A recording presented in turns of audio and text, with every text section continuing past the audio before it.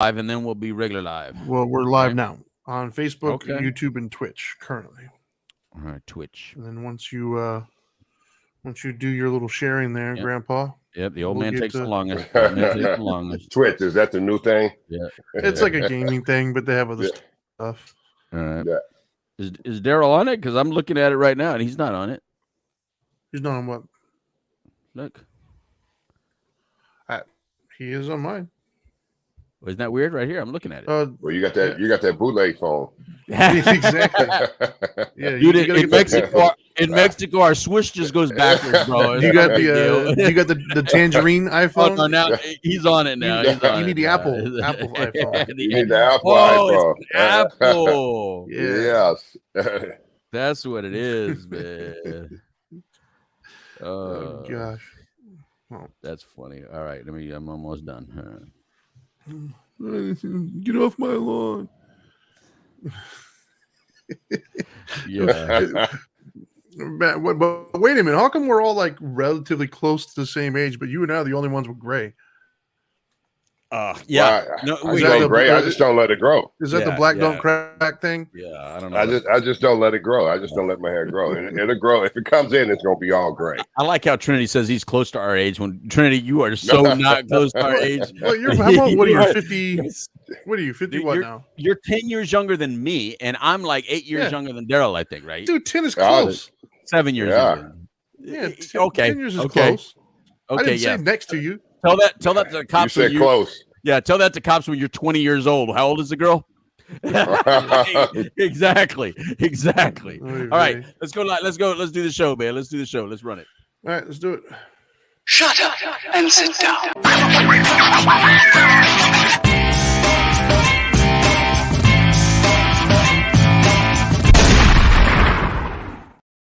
Boom. Hello, everybody. This is Dope and Dharma. I'm the street certified dope Dr. Louis Delgado here with you. And this is the Couch Live edition of Dope and Dharma, which we do each and every Monday right here on WOKB 1680 AM in the Orlando area and 100.7 FM, again, here in the Orlando area.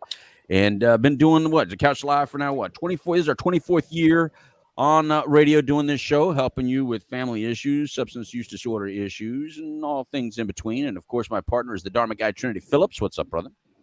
Hey, what's up? How are you doing? I'm doing well, actually. You're good. I heard it's always you, a good day when Darryl visits. So, all right. Well, you're going to be taking a long trip. This is the best part of your day, Trinity, because the rest of the day today, I know your schedule. I know your schedule. The rest of your day today, you're going to be on I-4 to Tampa. Yeah. And then Tampa back to Orlando. And that 20-hour journey, which usually can be 3 hours, is going to be 20 hours today. So Yeah, good luck. traffic is going to be horrible, but it's okay. All right. It is what it is. It's for a good cause, man. So. Why don't you tell everybody how they can hear us, listen to us, follow us, and all that stuff before we introduce our guest? Yeah, as always on Monday nights, you can catch us on 100.7 FM, 1680 AM on WOKB Radio. Or if you want to watch and participate and give us your comments, you can do so on Facebook, YouTube, or Twitch Live under Dope and Dharma. And if you want to take us on the go and listen to us at your leisure, you can do so on any of your major podcasting platforms under Dope and Dharma. That's right. That's right. Yeah, some people are already joining us now. We see Marissa from New York. She's already joining us. Look at that, Darryl. Look at that. Hi to my favorite guys. See you next week. Darryl is coming, right? Yes, Darryl will be there at the golf tournament. Absolutely. Anyway, let's introduce our guest, Darryl Strawberry. You know him as D-Straw. He's the man. Although, look, I tell him all the time, I got to admit this. Look, I'm a Phillies fan and Pirates #2. So, as you can imagine, this Phillies killer that he was not my favorite person growing up. He just wasn't. But now he's a beautiful man, beautiful human being. And Darryl Strawberry, the world famous Darryl Strawberry, four-time World Series champion Darryl Strawberry. Right there, brother? What's up, guys? Good to be with you guys, man. Can't wait to get with you guys and play a little golf and have a little fun. Have a lot of laughs. You know, we have a lot of laughs when we get together. So, which is real cool. Now, you said you hadn't been golfing lately. What's been I going hadn't been on? golfing, man. I had trigger finger and I had surgery on my finger. So I was kind of out of. So that's what they call that, trigger finger? That's trigger finger. Well, it's trigger finger. My finger was down like this, stuck down every morning. I wake up like this. Wow. So what had to happen is I had to go in and I had to have surgery. And once they did the surgery, wow, I kind of released that. And now I'm in the place of they call rehabilitation, rehabbing your finger. You know, I don't. Right. So just so everybody knows, he not the Ja Morant type of trigger finger, but the actual not that trigger finger. It ain't that kind of trigger finger now. But that's unfortunate, man. So how does it feel now? Like, you can't really move it completely. I mean, I can move it better now. You know what happened is when I wake up in the morning, it's still stiff.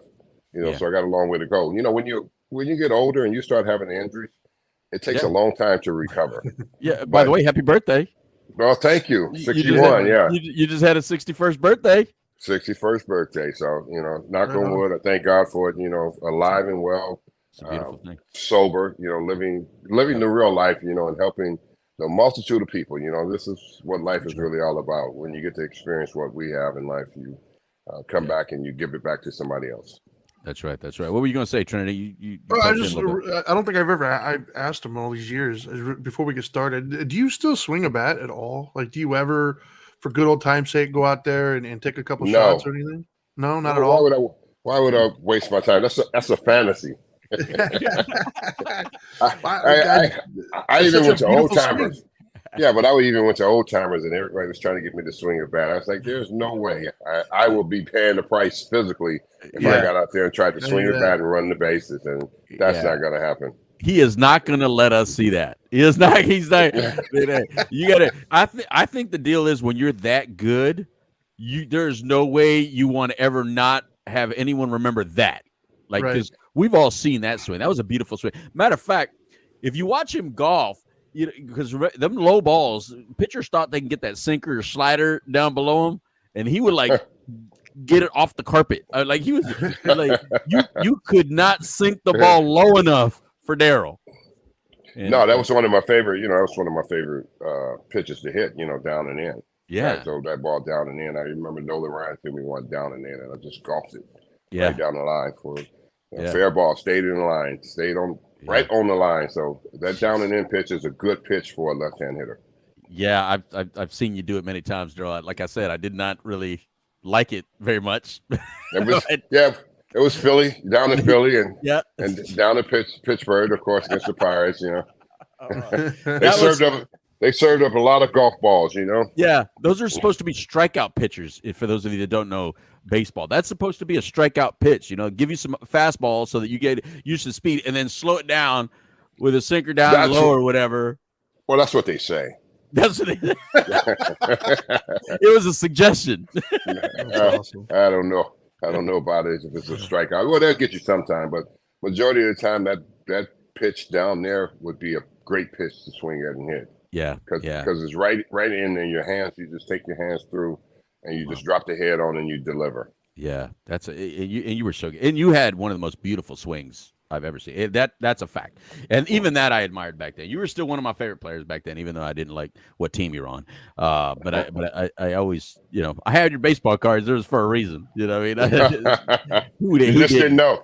I just didn't know. I didn't know how close we were going to be. No, I didn't. Exactly right. That's so true. So let's talk a little bit about that. All right. So what were the years that you played? First of all, I played in the 80s. 83 was my first year, and I played all the way to 99. And you know, played a lot of good years in the 80s over in Queens. You know, for the Mets. Of course, we drove down the turnpike a lot down to Philly and.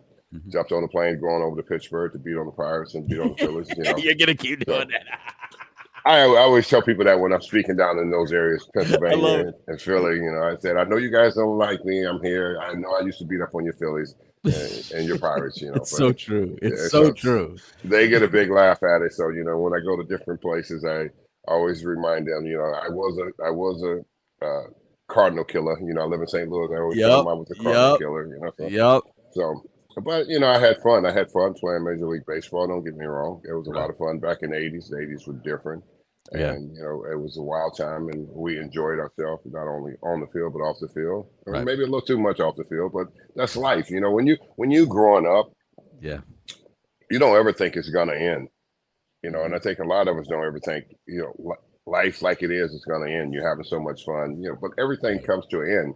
And there comes a time where baseball is going to be over. And then who are you? What's the next step in your life? You know, and I think a lot of guys never could cross over and take that uniform off. I was just a guy that had that uniform on for so long, and I had my identity in that when I played baseball. But once I stepped off and realized that I had to change life and change the course of life, then I realized that I had to step into a new calling and to be different, to be able to go back and help so many other people. That's what I kind of want to get into, because there's not a lot of conversation that I know of, at least especially back then, in relation to life after sport, right? So I don't know if agents talk about that with their athletes. Did you have the same agent throughout, or did you have a high profile agent right from the beginning, or how did that work out? Yeah, I had a high profile agent from the beginning. Most of the time, agents are not going to talk about life after baseball, because who knows what life is supposed to be, besides putting on a uniform. At the time, you're putting on the uniform and you're playing for, a great city, and the expectations from that city is you to play well and do well. Yeah. And that's what it was for us in the 80s. You think about it. When I got there in 83, we were a terrible team. We were a last place team. Then 84, Davey Johnson comes in to be the manager. He takes over. Doc Gooden comes in. He's 19 years old, phenom pitcher. And we got Hernandez. And then 85, we get Carter. So the team started to change into something totally different, and the expectations was a lot bigger, when you put those kind of players on the field. Right. And there it was, trying to live up to those expectations. We fell short. I tell people all the time, 1985 was a great year for the New York Mets. We won 98 games, but we lost the division to the Cardinals. There was no wild card. There was no three-team playoff, that you get in. You win 98 ball games, you going home. You got to win you got to win the division. And we didn't that year, and the Cardinals did. So that just tells you how different baseball is from then and now. You can get three teams coming out of the same division. Last year, the Mets and the Braves and Philly came out of the East, and Philly goes to the World Series. So it just shows you anything can happen. It was a long time for them, right? Yeah, last year was a beautiful year. But they made it, and then they go on to improve their team even better coming into this season. So baseball's a game of opportunities now, and you got a chance to win. So across the board, all you have to do is put a good team on the field. I think in those years of the 80s, we put great teams on the field, and we had great competition in the National League East back in those days too. Right. My original desire when I got involved in psychology, when I went to school and studied to be, a counselor and therapist and all that stuff, my original desire was sports psychology for baseball. At that time in those 80s, coming into the 90s, there were just several Latino players that were coming in and becoming something. And so I knew that when you get a lot of money and fame and you come from poverty, these guys were going to, I thought, get into some trouble if they didn't have some guidance. So that was one of my original intent, is to work with Major League Baseball and work with athletes that didn't come from a lot and then needed to know how to transition to the American lifestyle with money. That was my original intent. Well, there's no schools for that. No. You think about the 80s. There was no places set up for that. To be able to educate young athletes about those type of things. I think now you have more education about it, and I think guys are more careful about who they are because of the difference of the times we're living in. We live in a social media driven time. So when you think about it, you don't want to be caught up in anything. You don't want nobody to be videoing you or filming you at places where you're not supposed to be. So we didn't have that in the 80s. We didn't have to worry about that. So can you imagine? Plus now you have the name, image, and likeness getting paid now in college too. So. Yeah. Everybody's such a brand. Back in the days, everybody wasn't a brand. It was only the star players that was a brand. And they were branded by the team. But now players have branded themselves. With their own social media platforms, and that's how they get the recognition of who they are and everything. And so it's a business more than anything now, and it's an opportunity for them to be successful. But at the same time, I can tell you this: no matter what time it is from the 80s to these years, you're still going to find athletes that still going to push the envelope, and take the chance of doing something crazy, and something crazy will happen. They will do something crazy, and they will pay a price for it, because they do have social media and they have every outlet that see what they do. Trinity and I just did a show not too long ago based on, when athletes get in trouble and stars get in trouble, and people, there's a lot of people that are like, well, if I was in that situation, I had all that money, I would never do something so stupid and stuff like that. And we try to, I guess, talk about it to educate people that, they're still just people, man. Just That's people. And the difference is you have a lot of hangers on, and there's a lot of cameras. Everybody has a camera. Can you imagine if you had a camera, Darryl, at some of the festivities that you enjoyed back then? Well, you get in trouble. You get in trouble when you're not even famous, So it's everybody. Everybody gets into a place where they have done something stupid, and it's just the way it is. We live with it. You learn to live with it, and you move on from it. We're gonna make mistakes. This life is full of mistakes, and everybody. No one's gonna come here and be perfect. If someone tell you they're perfect, you need to take off running. Well, not only that, but like it's easy for the dude who's working as like a cashier at Walmart to talk about his not doing certain things. You don't have the options that somebody does who's walking around with millions in the bank and famous. Their options are a little bit more extravagant than your options. You make a good point there, Trinity, because that's so real in today's society, and the average person who is struggling too may become totally opposite of what an athlete or someone in an entertainment business could be able to do, because they know they can fix their situation, because they're going home, they got to communicate. But you talk about the average person, they don't think that way. They usually commit suicide, or they commit a crime, a hate crime or something like that, going into a place because they're frustrated with life and everything because of the challenges that are so different. And they have the same struggle as a person who is famous, but you can go behind your gate and you can go call a doctor to help you work through some things. And the average person really don't have that. So, society is really different than it's ever been now, and the challenges are so more real for people who are struggling, just an average person. Because like I said, you find an athlete, he does something stupid, they're going to slap a penalty on him. He's going to get a fine, he's going to be suspended or something like that, but he'll be back to work. Right. Now, I was joking about the Ja Morant thing earlier and stuff like that. There's you see the comments that people make on that. Some people are not as forgiving as others, and some people say a lot of things. But at the end of the day, he's just a kid. He's very much a kid. What is he, like 21? How old is he? Young. Yeah, he's like early 20. And then I think back, Darryl, to like how young you were. Like you were an all-star like from high school. You know what I mean? Were you ever not supposed to be great? Like when you first started playing baseball, were you not already the biggest, baddest kid on the field?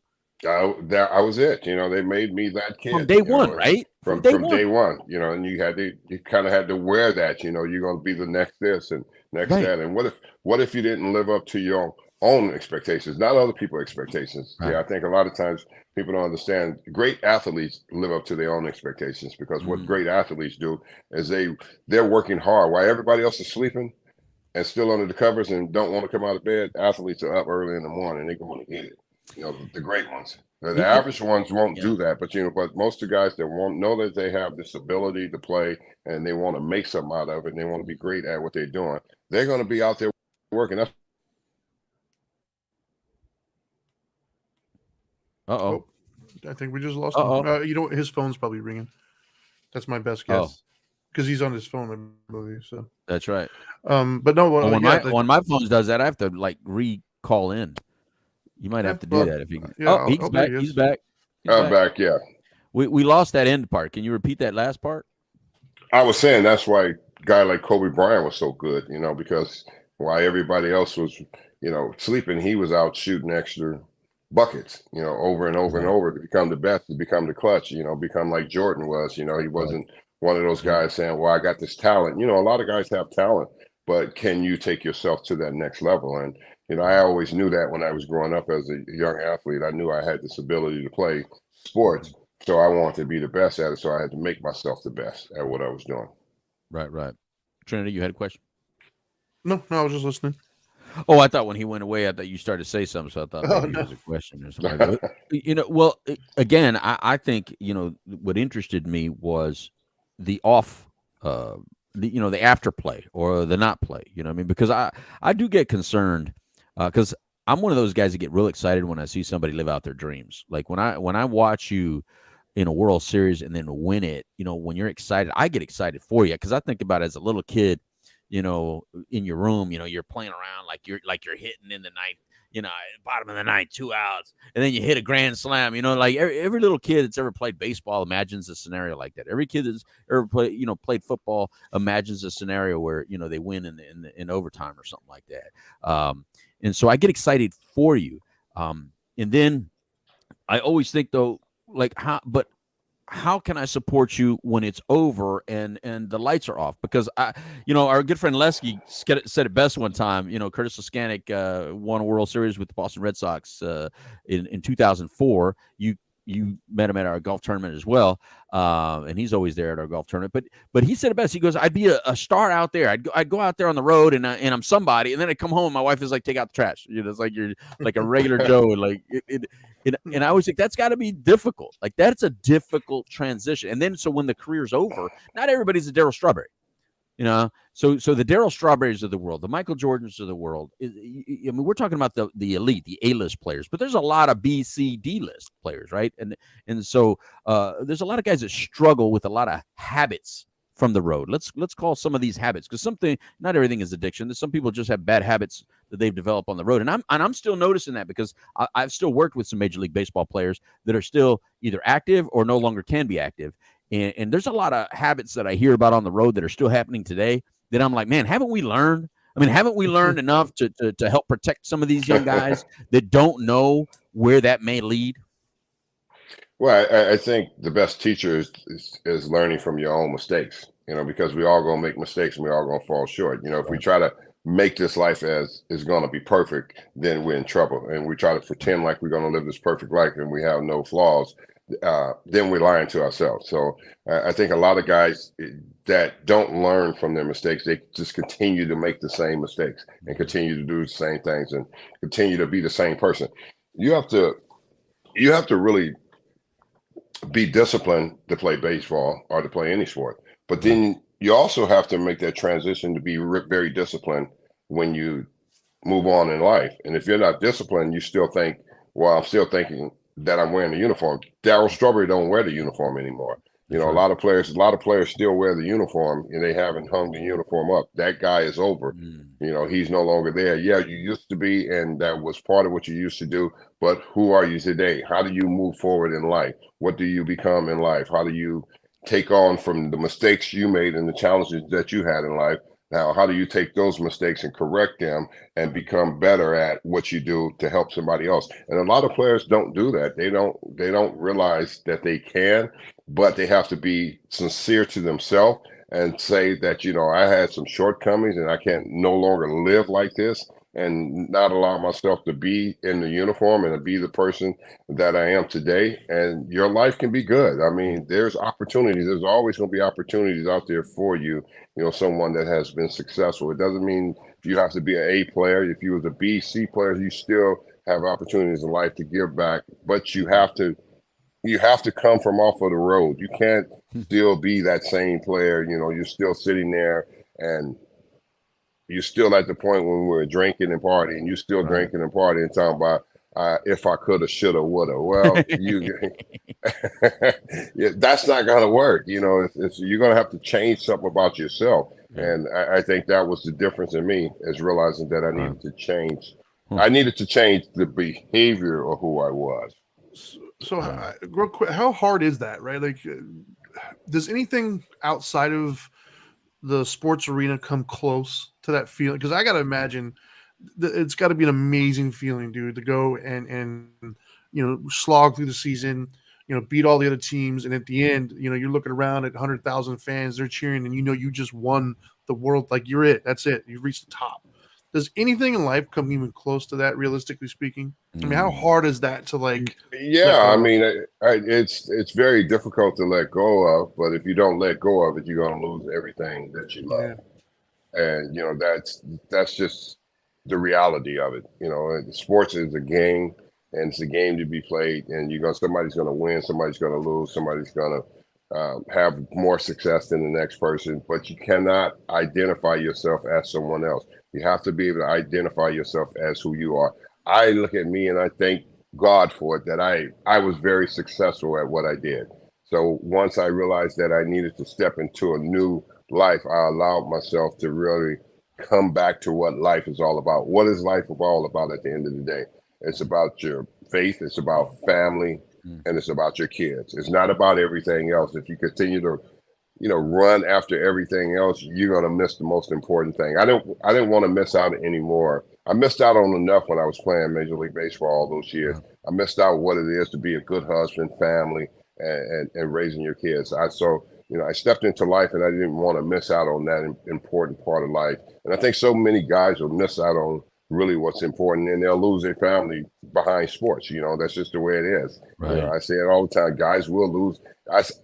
I spoke yesterday, and yesterday or so in an event, and I was talking about the fact that out of 100% from people that play professional sports and in the entertainment business, 95% of the male will lose his family because he doesn't know how to walk away. He does not know how to walk away from it. So there's a 5% that will stay together with their family, but 95% will lose their family. And when you lose your family, then you lose a lot inside of yourself. That's a good transition right there, because I just saw that I think your daughter just got engaged, right? One of your daughters just got engaged. That's a beautiful thing. Can you imagine, Trinity, that you get engaged with this female and all of a sudden you get to meet her dad and it's Darryl? No, he's like, it'd be horrible. How do you live up to that? It's not about living up to it. I'm just her dad. That's important. Yeah. See, I took it a different direction. I was looking at it like, all right, if I have a son and he just can't even run, I'm gonna feel really weird. I'm like, what happened to my genetics? That son better be able to swing a bat. No, I'm kidding. Yeah. So no, but I want to go to all right. So Cristiano Ronaldo. One of the things that seems to frustrate him a lot, and we all know he's a great soccer player. I don't know how he is as a person, but he's a great soccer player, right? He's an entertaining person, and he gets frustrated that the young people on his team don't ask him questions like mentorship. They don't come to him for mentorship. They don't try to use his veteran status to benefit them at all. He feels like this new generation of athlete feels like they already got it, they already know it, and there's nothing that the older people can provide. So the question to you is, when you go around, because I saw you in a uniform the other day. I thought you were going to bat that day. I saw you in a Mets uniform the other day. You were at spring training. You were at spring training though in a new uniform. You still look good in a damn uniform. I don't know how you still look good in a uniform, by the way, but you do. So do younger players tend to come to you and ask you for any kind of feedback or advice, knowing that you've gone through a lot in this sport, that you've been around a long time, you get it, you know it? Do they ask you? Not really. I mean, it's a different time. It's a different generation. It really is. It's so weird. They live through social media. They live through internet. They live through ideas from there. They rather figure out the ideas from there. Or what's what. I don't think it's no disrespect, for them, and they don't have this. Yeah, they don't have any disrespect against a player that's been successful. Right. They respect you. They know you have done this, and I think it's just their time, And I think some of the older guys, we have to realize that you have to get out of the way, and I think that's why I'm not around baseball. But if you're around the sport, whatever it may be, soccer, football, you feel like they should come to you, but that's not going to happen. Like I said, they have so many different other outlets, to go and study, video, this and that, and all different type of things that we didn't have about themselves. So, it is what it is, and you have to learn as a guy that's been celebrated, and you celebrated championships, and understand winning is hard, and it's not easy. And it's just a window of time. You would think young players would ask you about that, but some of the young players in spring training was asking me, what was it like, and how did you guys know and get to the next level? I thought that was pretty cool. I sat down and talked with Pete Alonso a little bit, and he was asking me questions about that.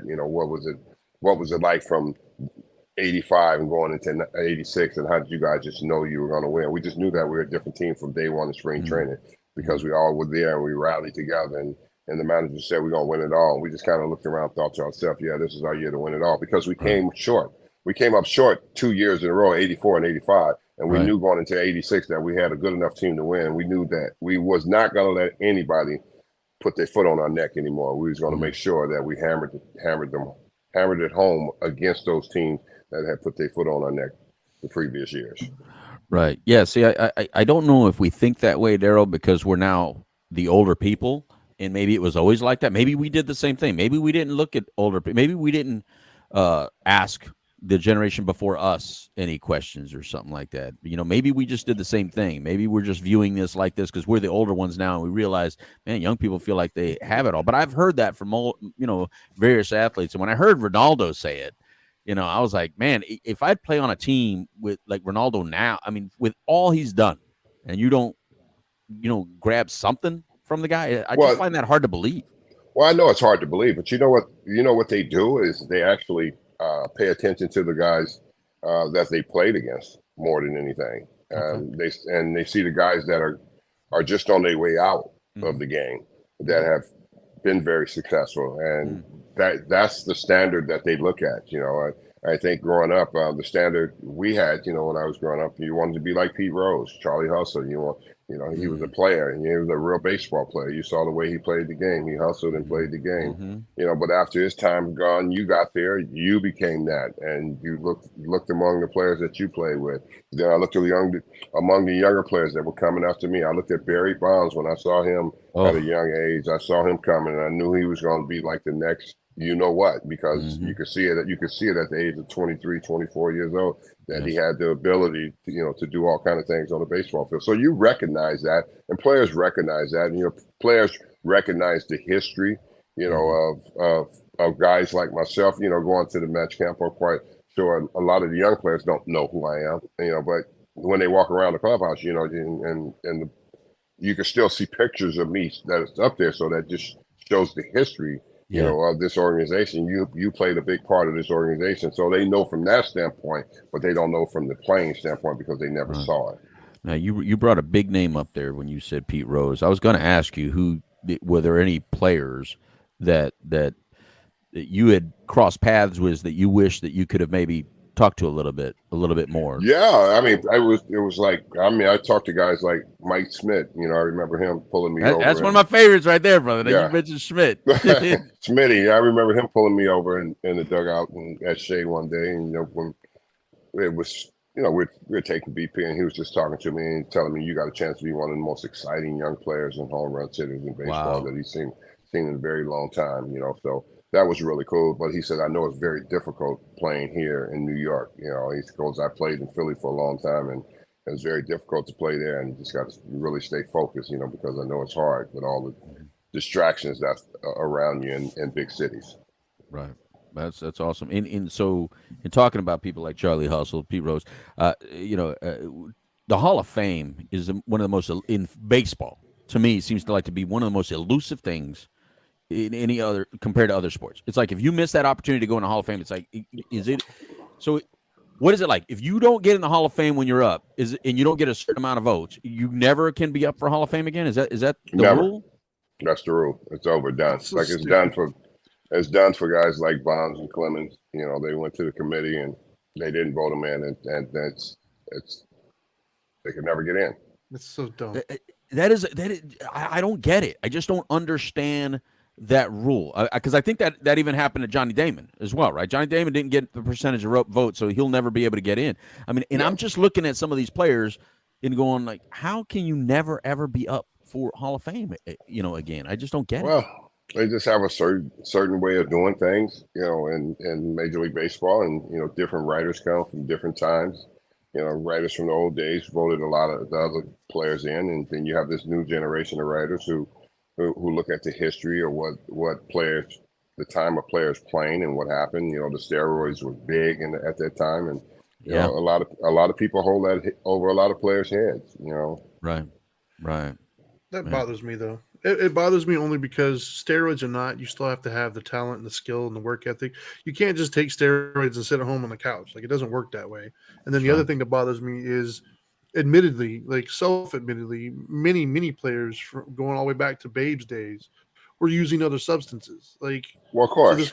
this concept that prior to steroids, everybody was Picking pristine one is substance. just not. Yeah. Like I just Well, I don't know, let 'em in. They act like everybody that's played baseball has done something. Something.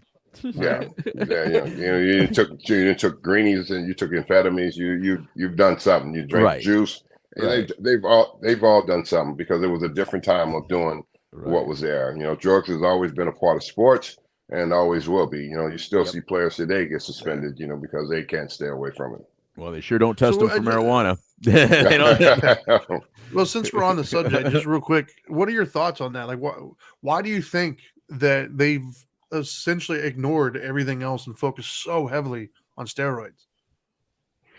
I just think because of the timing of it, and what was happening. The home runs. Were big. The numbers were big. And it was, come on, when you're hitting 78. I mean, I led the league in 1988 with 39 home runs hitting natural. Okay, now you think of all the other fly balls that I hit had I been on steroids and leading the league at 39. You think of all the 40 fly balls that I hit would have been out of the ballpark, the extra 40. So you can add to that, and that's how that number gets big, because a lot of routine fly balls are fly balls that just really keep going and carrying because you're so strong. You're a lot stronger. It played a big part of, a lot of guys, that weren't home run hitters. I'm not talking about the guys that were legitimate home run hitters. I'm talking about the guys that was not home run hitters, dropping 50. Come on, the center fielder hit 13 before 1 year. And in Baltimore, next year he hits 50. So that's a big number. That's a big jump. And Trinity, you got to put yourself in the 80s a little bit when it all happened. At the end of the 80s, you're talking about, it wasn't just Mark McGwire. If it was just Mark McGwire, that'd be different. But it was Mark McGwire, Barry Bonds, Sammy Sosa. When you had multiple players hitting, baseball is very traditional, very historical. The pitchers were on it too, though. But I know, but one of the biggest problems is it started beating records of people they look at as iconic. Yeah. Like you're not allowed to touch some of these iconic people. You can never. Come on. Right, 60 home runs is 60. That's a lot of home runs. You're not for a guy that never, really actually hit 30 consistently. Right. Barry Bonds was natural. He was a natural home run hitter. Yeah. Mark McGwire was a natural home run hitter. When he started off, I mean, he hit 49 in his rookie year. You think about it, he was on his way to being a natural home run hitter. Right. But you get caught up. You get caught up. You get caught up, man. I mean, look, Canseco was just good no matter what. I mean, look, I still like him. I mean, he may have opened his mouth and said some things, but I mean, he was an outstanding ball player. I don't care what anybody say about him. Yep. He was an outstanding home run hitter, base stealer. He was an outstanding ball player. 30 for 30 guy. You can't take that away from him, and that's what people don't understand. I think he was the first 40-40 guy, that's right. I think he did 40-40. You're right.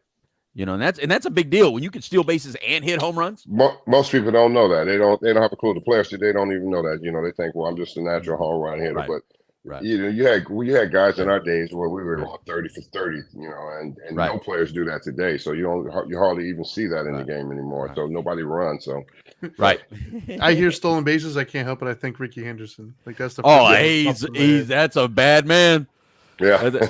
Well, there's Ricky somebody was the greatest. Yeah, Ricky was faster. Oh my God, bro. Yeah, see, he played American League, and I like the Texas Rangers because they had the Latinos, right? They had Pudge, they had Rodriguez, they had Juan Gonzalez, they had Gonzalez, yeah. they had Canseco. So the Rangers were my team on the American League like that. And boy, Ricky Henderson was just unbelievable. He dead fast. Crazy fast. But going back to some of this. All right, so now baseball's over. We know you. I know you very differently. We've worked together trying to save lives and working to save lives. In the reason to we're talking today. We got a golf tournament coming up April 3rd where you continuously, even though you don't live here in Orlando anymore, dude, I can't even tell you how blessed I feel that you still come back to Orlando to come to this golf tournament with us and for us every year. That means the world to me. I mean, I can't even explain to you how grateful I am to you that when you told me when you were leaving, because I said, I can't believe you're moving. You go, I'll be back. And I was like, oh, we'll see. But you have. Yeah. So I want to talk about the Darryl after. baseball, because in a time where look, you're not a B or C list baseball player. And for those of you that are listening right now and you don't know, you should, because this is an A-lister. And for an A-lister not to be making money like talking on ESPN, or not being, calling sports somewhere else, or not doing some other thing within baseball. Like you said, you're not doing things within baseball. Right. Instead, you go speak at churches, you do public speaking, you write books, you're out there, promoting the vision and the word of God as you understand God. And so that to me is tremendously honorable. The fact that you do what you feel is the right thing for you to do, rather than chasing the easy money. Well, yeah, of course. I mean, I just have a higher calling on my life, and I think it had to do more than just, playing baseball and being in being in a booth and talking about sports, and being on, TV shows and talking about sports, like the ESPN talk shows and stuff like that. Yeah, I got a great knowledge about all that, but I just think my calling was higher. My calling was about people. Sports is just a game. People get on television to talk about people and talk about how good they are and how bad they are, or whatever they are. But when you look at people and you think of the importance of lives of people, that's important, at the end of the day, no matter what they've been through. And we must never forget about that, and that's why we do what we do. That's why I'm here, because you guys do the same thing. You see people, you see hurting people, you see people struggling. I come from addiction, so I know what addiction is. I know the struggle. I know it's life or death. It's no in between. You're either going to live or you're going to die, or either you're going to get well, you're going to get sober, and you're going to live a sober life, and you're going to go back and pay it back, to be able to help somebody else get what you got. I mean, we didn't freely get it. We had to work for it, and we have to teach people how to work for this. And when they work for it, they appreciate it more. They appreciate being on the other side of life. But when they're in the midst of it, it's a struggle. It's a real battle, and for the grace of God, there go I. Every person that OD and died, for the grace of God, there go I. So I must never forget that, because there go I that could have been me. But since it was not me, that means we need to go back and try to help as many as we can, and show them that recovery is possible. You can live a life without any drinking and drugging. You don't have to pick up. As long as you don't pick up, there's a new day that's coming, and we have to be able to show people that. Right. Well, there's a lot of people right now listening on WOKB 1680 AM radio station here in Orlando, 100.7 FM, and they may have a family member, a loved one that they're struggling with. They're kind of mad at. They're saying, I wish he'd get his act together. I wish she'd stop. I wish she would think more about her kids. And blah blah blah. Can you speak to them a little bit about? A lot of times you always say you got to love them where they're at and stuff like that. So can you speak? Yeah. You don't have to tolerate the behavior and everything, and I understand, but being mad at them, but you got to learn to love them through that process, because they need people to love them through. If it wasn't for people loving me through the process, I wouldn't be sitting here today. Believe me, I'm not just sitting here and I'm a saint now, and people think that. No, my life was in turmoil. I was in places that you could never imagine. I was shooting dope, smoking crack. My wife, Tracy, was banging on doors, pulling me out of places. My friend Ron Doc was pulling me out of places and coming to get me. And these are people that were in recovery, and they knew that they needed to love me until I can love myself. And I'm grateful for that. And I think that's what a lot of people don't understand, that, I know we make people sick, but we're very sick too when we're in the midst of addiction. And, there's the only hope is people that have the experience, that have been through this, that have walked through this, helping another addict, alcoholic, get into a place where they could be successful and sustain themselves in recovery. That's the importance of it. It's people helping people. Don't ever forget we're people, and people have issues, and people are hurting, people are broken. We don't know what happens to people. People think, well, everybody comes from a good situation. Let me tell people, stop. There's no white picket fence. There ain't no folks living behind a white picket fence and have it all together. We've been saying this for many years. Well, they family have it all together because they suburban people. Suburban kids are ODing and dying like crazy. And everybody think they have it all together because they have money. Money does not fix the situation. It helps to get them to places to get help, but it does not fix the situation. It takes people help people get well. That's all great messages. Trinity, do you have anything? We're running down on some minutes, Trinity, and I want to make sure that you get some time to maybe ask a question or two that you had in your head. No, just more of a statement, man. I always say this every time, and it's because I'm reminded every time we hang out with him and see him. My knowledge of him as a player, or of you as a player, I'll talk to you. I was going to say, he's right here. Yeah. I remember, you stopped playing in 99. That's when I graduated. So, I mean, I was familiar with who you were. I wasn't like terribly into baseball enough to where I knew like the major names, and you were one of the names I knew. I also remember the fall from grace. Like I remember the troubled times and stuff. I remember hearing all that. And so if I'm honest, I have my own opinions of who you are, to an extent, right? I give everybody a certain amount of grace if I don't know them, but I couldn't help but to hear everything, that the good and the bad. And so when we met you, I didn't really know what to think. I met you. It was cool. You came into a golf tournament. At first, I didn't know what to expect. And I was just like, okay, he's here. But over the years, man, like, you really are about it. Like, I can't be any more impressed with somebody who really is walking a walk. Because as he said, you have every opportunity, even now, as many years as later as it is, I guarantee you there's offers out there for you to go talk baseball somewhere, to go out there and get in the booth and completely ignore and just go out and make money. Go out and make money, get your fame back, and get back on top. But you'd rather help, like, save lives. And that right there is truly honorable, man. It really, really, really is. I am very grateful to have met you. I'm very grateful to know you. I love the turnaround. I love the story, and to see where it's ending now. Like, if that doesn't inspire hope in somebody out there right now that you can turn things around, I don't know what will. Yeah. Well, thank you. I appreciate that. Well, you know what? I just thought, we meet a lot of people in this life and on this journey, and I know, because I got a discerning spirit about people, and I just knew you guys had the heart, and knew you guys were real about what you were talking about, because a lot of people are talking about it and they're in it for one thing, but if we're not in it to help, then we don't need to be in it. I mean, I know we all got to make a living. I do too, and what I do, right.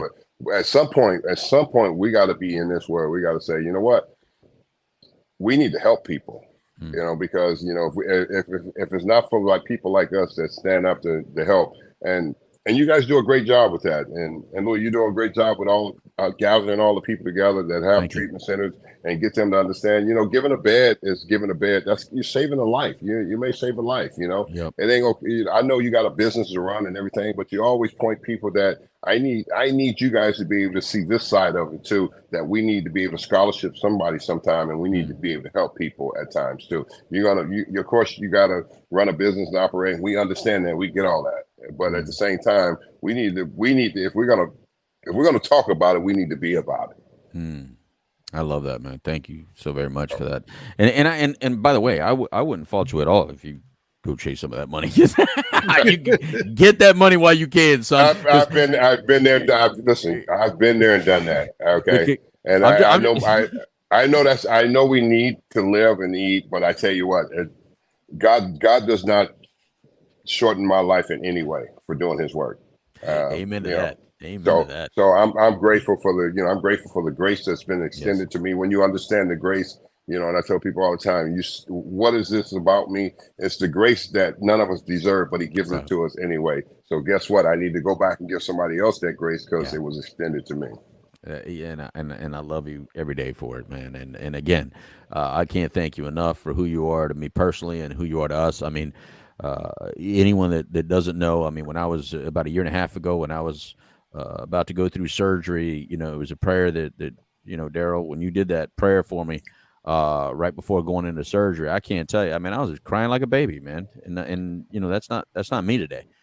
So that was good to feel. I felt it, and I felt the love, and I felt the compassion, and I needed it more than I knew that I needed it. You know what I mean? Yeah. I knew enough to ask you. I knew enough to talk to you about it, and I knew enough to receive it. And I think that's one of the important things about recovery people and help people. You got to maximize when you're in that little opening, because we're like a roulette wheel. We got one number, and then when it lands on that number, you got to maximize that moment when you want it, and you better get the right people on the phone when you want it, and tell them, I need it right now. I need it, but you better come get me right now. You better help me right now, because in 5 minutes from now, I'm going to say I don't need it anymore. Right. You know, and that's the problem with diseases like this, with illnesses like this, is that you gotta strike in a moment's notice, and if you don't, then you gotta wait around for more destruction to happen before you can strike again, and that's a hard thing. But when he says love them where they're at, that's what he's talking about. He's talking, you gotta be loving and compassionate, because when that moment happens, if you're so busy being angry and frustrated with them, when that moment comes, you're not gonna believe them. You're not going to take them at their word, and therefore you're not going to pick them up. You're not going to hold them up. And then and that could have been that moment. That was that moment. You know, we fail a lot. And I think one thing, and I think one thing too, there's a lot of people you got to take advantage of the people that are real, you know, and that are real, that are right there, you know, in the midst of the trenches with you. You know, if they're there with you, those are the people that you want to take advantage of those situations when they're trying to help you, because they're truly trying to help you. Yep, I'm into that. Now before we leave, look, one last thing from Marissa. You know, Marissa came to the golf tournament last year. She put this on Facebook Live. She'll be here again, by the way. Look, she put, at airport for Arizona, they made an announcement that all Mets fans are VIP and all Yankee fans take your hats off at the airport. LOL. She says she thought Darryl was here. That's funny. Oh my! Maybe he was. I mean, I've been in the airport where you walked right by me and it's like, "Whoa, Darryl, what's up, man?" You know, we cross paths all the time. You know, we're both Delta guys, so So we cross paths. You know, Trinity, glad you're doing well too, brother. Good to see you. Yeah, thank you, thank you, appreciate it. Thank you. Yeah, you need to do one of them private prayer sessions with Trinity on off the air, so you can get that, Trinity. I'm telling you, man, it's powerful, man. It's powerful, Trinity. I bet. Yeah. All right, everybody. So Darryl, if you don't mind, I'm gonna call you after this real quick for a few minutes. I got to talk to you about some tournament stuff. Okay. I'll just take a few minutes of your time. But as far as for the show here on 1680 AM, right here, WOKB 1680 and 100.7 FM. Trinity, any last words that you got to say before we sign off? Now that you know better, do better. Darryl, any last words you want to say to the people here in Orlando, Central Florida, anybody watching this on YouTube or otherwise? Don't give up. Don't quit. The miracle is waiting for you. All right. Amen. And thank you all, Darryl. Thank you, Dharma Guy, and all of you listening and following us today. Adios, amigos. It's time for a taco. Take it away, Shaw. Bye. Peace.